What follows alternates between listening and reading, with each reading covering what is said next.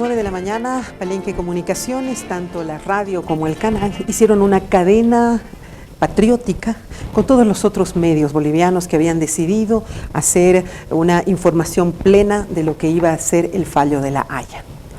Acompañamos minuto a minuto cada una de esas incidencias en compañía de importantes analistas políticos que tenían la misión de irnos explicando a medida que iban pasando los alegatos, cada una de las explicaciones que daban los miembros de ese tribunal. ¿Cuál sería nuestro absoluto dolor al escuchar una y otra vez que no existía obligatoriedad de negociar Chile con nosotros los bolivianos una salida al mar? ¿Cuál sería nuestra profunda frustración mientras los bolivianos estaban en Plaza Murillo y en todas partes del mundo esperando una como una noticia feliz? ¿Cuál sería nuestra frustración cuando nuestros programas acá, que habían preparado una serie de actos de alegría y de festividad, tuvieron que ir recogiendo cada uno de sus materiales, de su trabajo, en fin? La Haya fue contundente. La Haya dijo que no tenemos nada que negociar, que Bolivia no tiene nada que negociar con Chile y que Chile no está en la obligatoriedad de negociar. Se nos partió el corazón a todos los bolivianos, sin duda alguna. Sin embargo, somos guerreros de 1000 batallas y lo hemos sido siempre. Ahora nos toca cambiar de actitud. Ya pasó el momento duro, empecemos a reconstruirnos. Para hablar de eso estoy en compañía de amigos de siempre, un politólogo amigo, conocedor de temas internacionales, pero además un hombre con mucha espiritualidad dentro de lo que es ese mundo político, aunque pareciera que son dos conceptos que nunca se pueden encontrar, sin embargo lo es. Andrés Torres, ¿cómo estás? Bienvenido, Andrés. Verónica, siempre un placer estar en tu programa, gracias por la invitación. Contame cómo te cayó esto, rapidito. Yo, sorprendido como todo el país por la radicalidad del fallo. O sea, en ningún escenario nos planteamos un escenario tan adverso como el que se ha dado. Sin embargo, no estoy tan pesimista como tantos sobre los resultados, porque en el escenario optimista, La Haya te pedía negociar. En el resultado pesimista te decía, no hay ninguna obligación histórica por parte de Chile para negociar. Pero lo que hay que hacer hacia adelante es exactamente lo mismo que se había que hacer con un fallo favorable o con un fallo adverso. Ya. La diferencia está en la actitud que vas a tomar en el momento de la negociación. Espera, hasta ahí, porque yo sé lo que vas a plantear y al escucharte antes del programa me ha parecido impresionante, jamás lo había leído desde esa perspectiva. Estoy también en compañía de nuestro exministro de Gobierno, a quien le doy la más cordial bienvenida. Gracias, sé que has estado escuchando el fallo con todo el equipo de acá, de Bolivia, del gobierno, e inmediatamente has concluido, te has venido al canal. René Martínez, sí, bienvenido. A ti las gracias, Verónica, un saludo a Andrés, a los televidentes. Hemos estado en el seguimiento de este sorpresivo fallo, que hay que entenderlo en términos estrictamente jurídicos, como si Chile no se había obligado formalmente a negociar con el país. Eso es lo único que ha determinado en términos estrictamente jurídicos. ¿Por qué? Porque además el mismo fallo nos dice textualmente que esto no implica a que los dos países tengan que seguir la vía de la negociación. Ahí me adhiero a las expresiones de Andrés, en la medida en que hay un tema pendiente de resolución entre los dos países. Entonces hay que configurar bien el fallo, ¿no? Configurar bien, porque la valoración y la evaluación que se ha hecho por cada uno de los fundamentos está llegando a concluir a esa determinación. Formalmente, Chile no se obligó a negociar.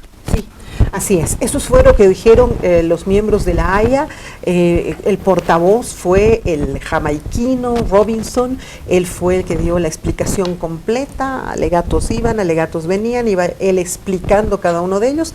Y entre ellos iba analizando el hecho de que no había obligatoriedad de negociación. Pero el final, el cierre, la conclusión, decía estas palabras que a todos se nos quedará en el recuerdo. Cuando guste, Miguel.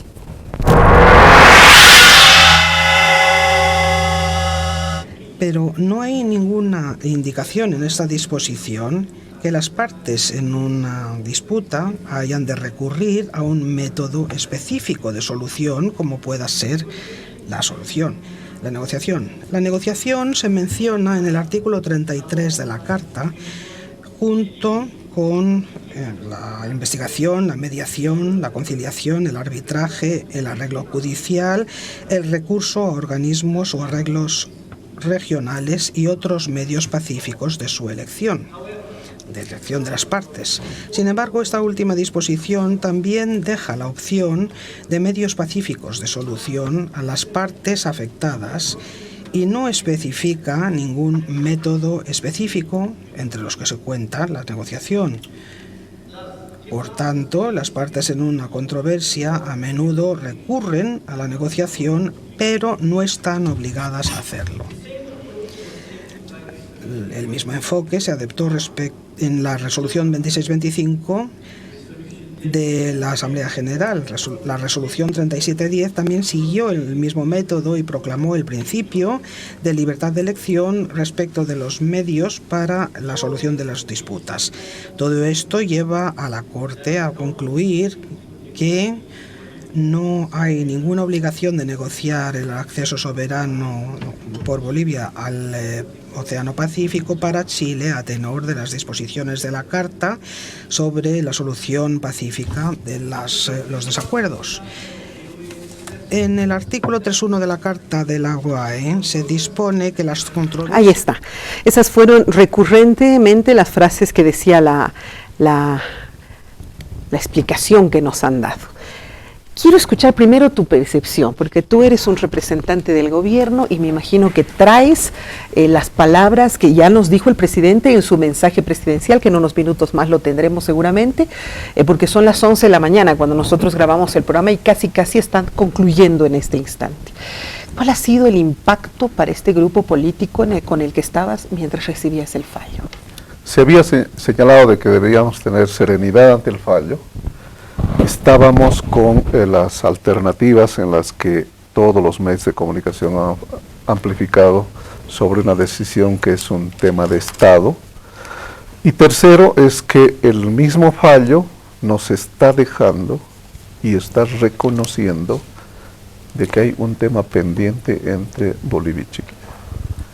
Una cosa es que las justificaciones y las argumentaciones por esta vía que habíamos determinado optar como forma de resolución pacífica en la Corte Internacional tenga este resultado, y otra distinta es aquella apertura que hace la misma lectura de conclusiones de otras instancias como el arbitral y otras instancias de carácter regional para llegar a agotar otras posibilidades que la misma sentencia está haciendo recomendación. Y si a esto le sumas el carácter irrenunciable determinada por los bolivianos en nuestra Constitución, es que para toda boliviana, para todo boliviano, este tema está sujeta a resolución como tema pendiente. Entiendo toda esta tu explicación, pero les ha debido caer muy mal, porque teníamos la esperanza de que esto fuese contrario, totalmente favorable para nosotros los bolivianos. Y yo creo que hay varios avances que hay que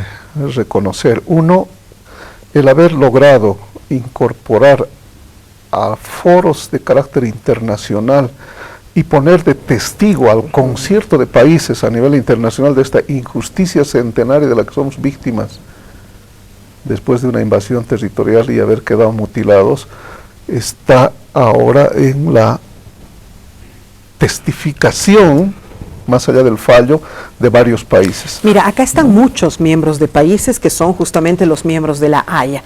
Y ha sido 12-3, o sea, acepto que hubiera sido 5 no sé, pero ha sido 12-3, es como decir una goleada. Y aquí vemos gente de Inglaterra, de Estados Unidos, vemos gente de Francia, de Eslovaquia, de China, Somalia, Uganda, India, Jamaica, Rusia. Estos también son los países del mundo y 12 de estos países nos han dicho no.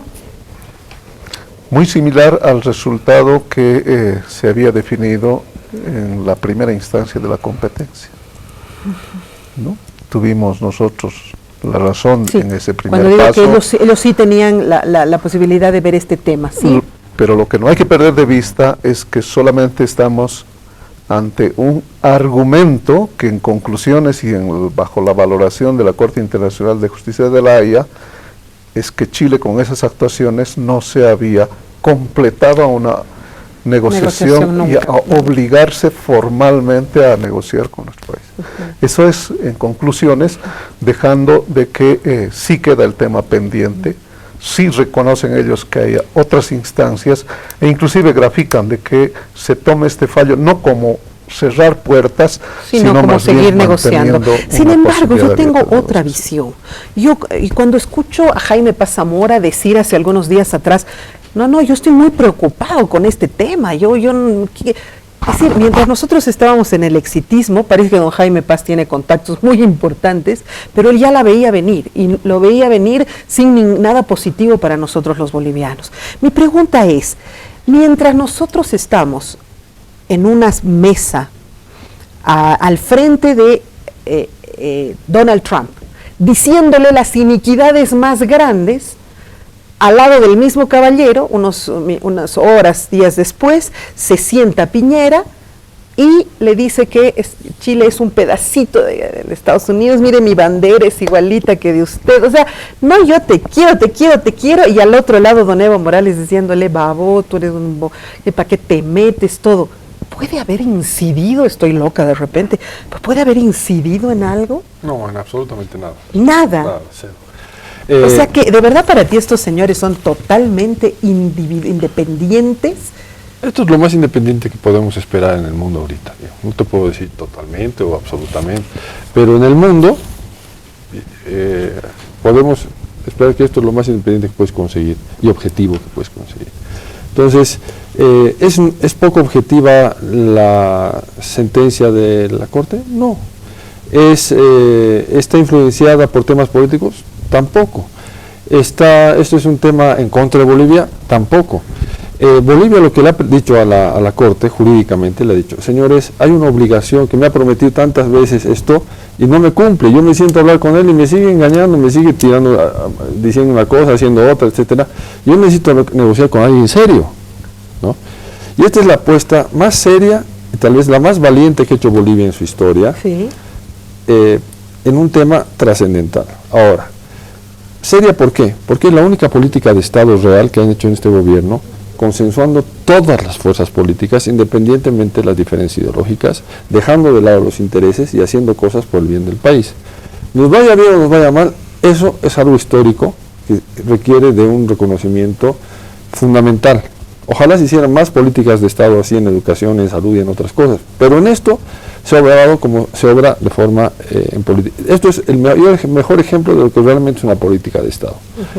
Claro, ahí están los expresidentes y todo, ¿no? Exacto. Entonces ahí tienes una cosa importante. Dos, ha sido una medida valiente y las medidas valientes tienen riesgos altos. Así como tienen resultados positivos altos, tienen costos también altos. Te aseguro. Ahora, el uso político mezquino, digamos, lo voy a llamar mezquino en el sentido individualizado de este tema, generaba una susceptibilidad en todos los actores.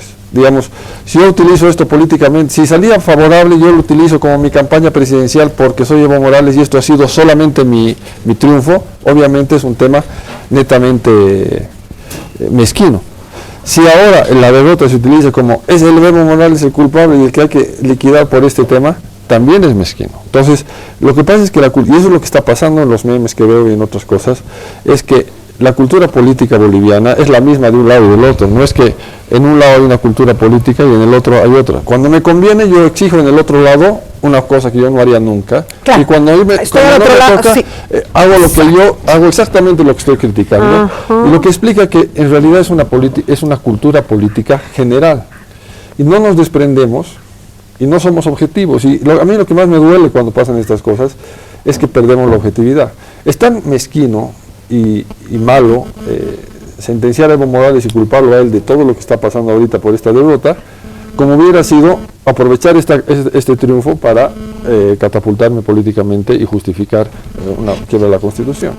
Okay. Yo creo que ahí me quedaré, espérame, porque si no vamos a hacer muy largas las alocuciones y no me va a dar tiempo de poder correr un poco con todos ustedes. Le doy la más cordial bienvenida a Álvaro del Pozo. Me imagino que has hecho el seguimiento y el acompañamiento también. Álvaro, te sentirás igual que nosotros. ¿Cómo estás? Bienvenido. Buenos días, un gusto estar con ustedes y compartir este momento que congoja para los bolivianos, totalmente, de tristeza, pero que hay que mirar, este no era el fin de todo, el fin de la demanda, el fin de nuestro reclamo. Hay otras posibilidades que el derecho internacional también marca, por lo tanto hay que mirar. ¿Cómo viste esta corte, Álvaro? ¿Cómo ves esta corte? 12-3, ¿cómo los identificas? Bueno, ha sido un fallo contundente jurídicamente hablando. Yo tenía la esperanza, y cada vez que me refería al tema, de que la Corte iba a acudir a los principios del derecho internacional. ¿Cuáles son los principios? ¿Lo hizo? No, esa era mi esperanza. ¿Esa tú creías? Que podía ser un fallo favorable, en sentido que la solución de controversias de manera pacífica es el objetivo del derecho internacional. Claro. La Corte es creada justamente para resolver conflictos. Hay una economía jurídica en cuanto a principios del derecho internacional que encaminan a los estados a resolver las controversias. Yo apoyaba la decisión de la Corte, que incluso la manera de exhortar a las partes a negociar más allá de la obligación iba a ser más clara. Ahí era mi optimismo.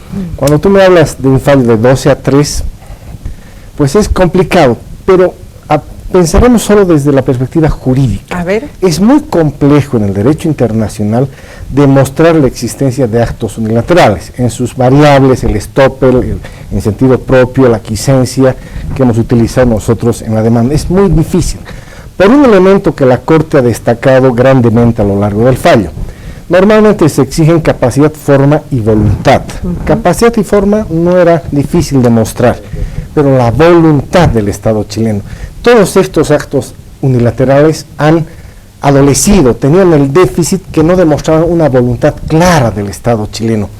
Y hemos utilizado nosotros en jurisprudencia como apoyo a nuestra demanda algunos casos concretos del Tribunal Internacional, de la Corte Internacional de la Haya. Me refiero en este caso, para hacer la comparación, con la declaración de Francia para terminar sus ensayos nucleares en la atmósfera. Había una declaración independiente, una voluntad clara del gobierno francés de terminar. Ya era como una cosa juzgada la propia declaración. En el caso de Chile, obviamente sabemos los bolivianos que todos estos ofrecimientos han adolecido, por lo menos incluso oscuramente, de esa voluntad.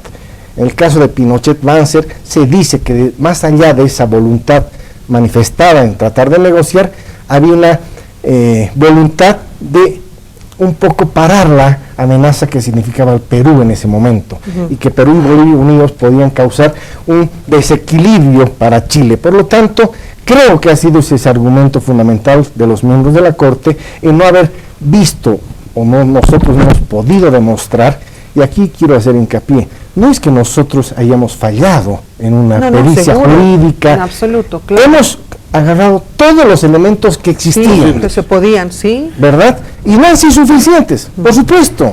En una demanda, pues el escenario que gana el otro es también posible, pero eso no es el fin de todo. Yo preguntaba, Álvaro, el hecho de que nosotros hayamos sido tan confrontativos con Donald Trump y todo lo contrario Chile, muy amistoso y muy subalternizado, ¿puede haber incidido en algo? También se dice que los chilenos son los hijitos de los ingleses, y aquí la Corte tiene una importante presencia de países un poco dependientes de Inglaterra. Dos elementos, no ha influenciado en nada. Ok. Para el fallo no ha influenciado en nada. Pero sí tenemos que tomar nota de que es necesario estructurar relaciones un poco más estratégicas con las potencias, con todas. Eso. No ideologizar nuestras relaciones internacionales en el contexto que las relaciones implican intereses más allá que buenas intenciones. Así es. No es un pecado tener más cercanía con X o Z gobiernos, pero relaciones estratégicas, relaciones internacionales deben sobrepasar, trascender la parte ideológica, y ahí creo que nos estamos equivocando en no ser capaces de estructurar buenas relaciones con Estados Unidos, Gran Bretaña, Francia.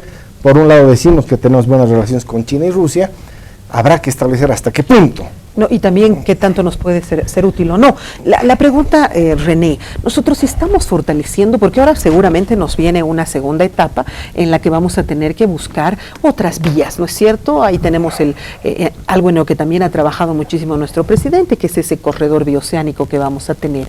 Pero mi pregunta, ¿tenemos cercanía con países como por ejemplo Perú? ¿Estamos construyendo una cercanía mayor a la que se tuvo antes? Yo creo que sí.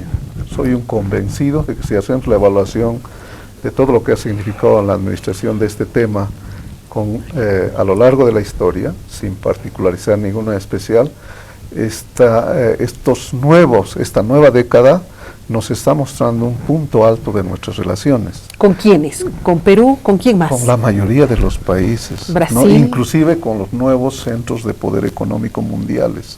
Ya. Hemos logrado estar sentados con Putin, con la China, con Europa, con Francia, con Alemania, y creo que eso nos está mostrando que tenemos un escenario de intensidad diplomática que obedece a otras variables, pero que no escapa del tema agendado, el tema mar.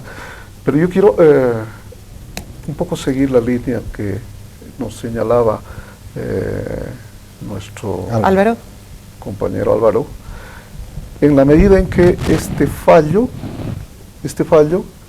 en la convicción al que todos habíamos apelado, por lo menos principista, por la resolución de la forma pacífica, al que todos los estados habían depositado confianza, intente una valoración mucho más profunda. Porque de dos partes en un proceso, en este caso dos países, nosotros hemos caminado en los cimientos de verdad.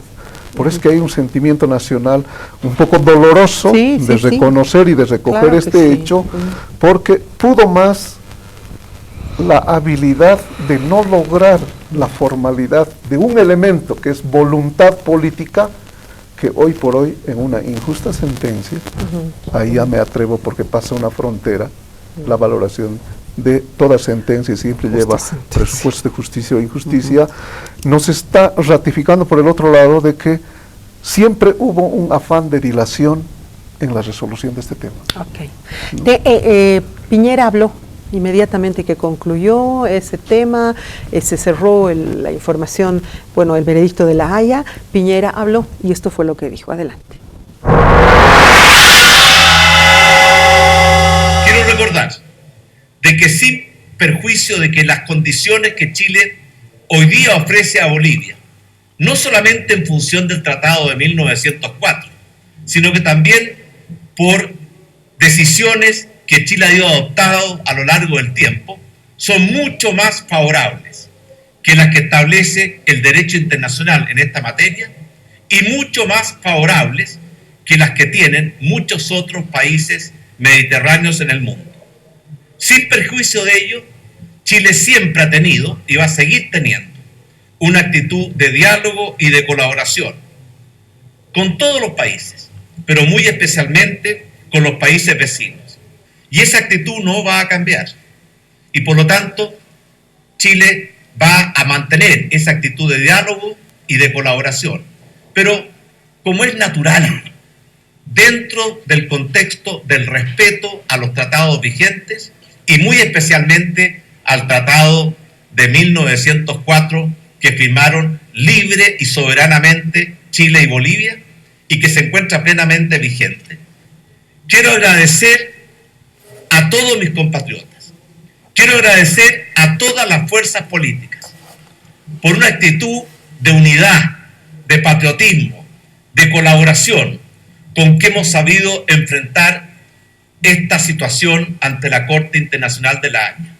Y por supuesto felicitar muy sentidamente a todo el equipo que ha llevado adelante la defensa de los legítimos intereses y derechos de nuestro país.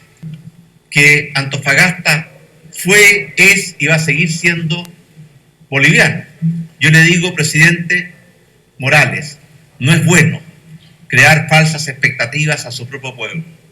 Y además, cuando afirmaba que Bolivia más temprano que tarde iba a tener acceso soberano a territorio y mar chileno, la Corte Internacional de Justicia de La Haya, en forma clara, categórica y por una inmensa mayoría ha decretado y ha establecido que Chile tiene todo el derecho del mundo a defender y mantener todo su territorio, todo su mar y toda su soberanía.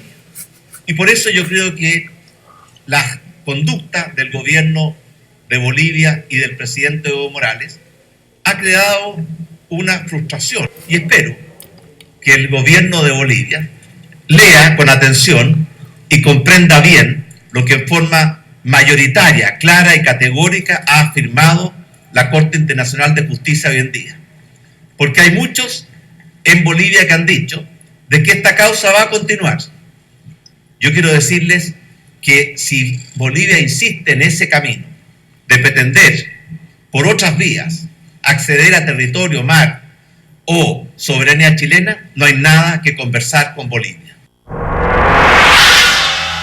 Una palabra sobre eso, una palabra solamente. Yo creo que hay una lectura política sobredimensionada ahí, en una clara intención de sacarle rédito a la interpretación del fallo, porque lo que decíamos acá coincidimos contigo mismo, ¿no? De que hay una sola determinación de que no estaban obligadas a formalmente negociar. Una palabra. Yo me acuerdo cuando escucho a Piñera, a Evo Morales hablando después de la aceptación de La Haya a la demanda marítima con la misma, ¿no? Con el mismo tono, con la misma energía, euforia, y además también señalando personalmente al otro presidente y haciendo llamadas triunfalistas. Yo creo que estos dos, si analizamos los dos discursos en el tiempo, vamos a ver una cultura política latinoamericana idéntica. Mi querido Álvaro, una palabra soberbia. Soberbia. Ya bueno, enseguida regresamos.